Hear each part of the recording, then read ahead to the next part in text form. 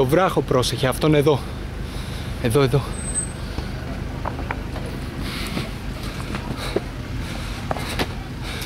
Αυτόν εδώ το βράχο πρόσεχε.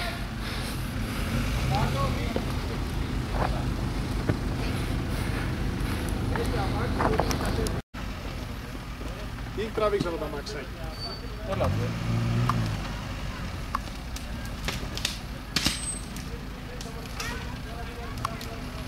Πώς σκέψου να τα πάει.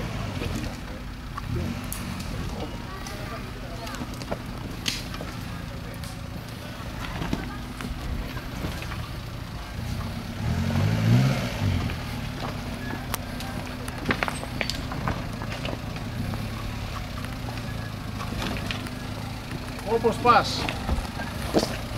Δύο αθόρυβος, άλλο. Μην αγχώνεσαι καθόλου. Δίπλα από την πέτρα, σιγά τώρα. Όπως πάει, δεν μπορεί να κάνεις τίποτα. Ναι, μωρέ, τι όπως πάει. Να κάνεις. Έγινε και δρόμος να ίσχυες. Με φορά!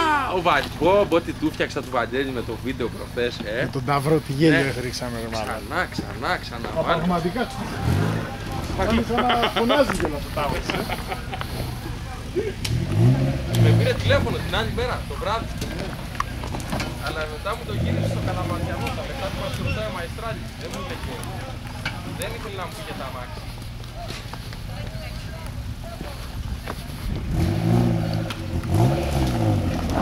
Ωραίος. Εδώ τιμόν. Έλα, πώς είσαι. Έτσι. Ωραίος. Προχώρα, μην φοβάσαι. Στο δεξιά. Δεξιά και σιγά. Έλα. Μην φοβάσαι, δεν είναι τίποτα. Σιγά και πάμε. Έλα, εδώ πώς είσαι.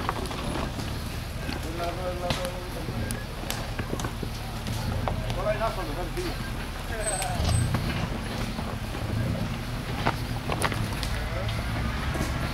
Σιγά την πέτρα.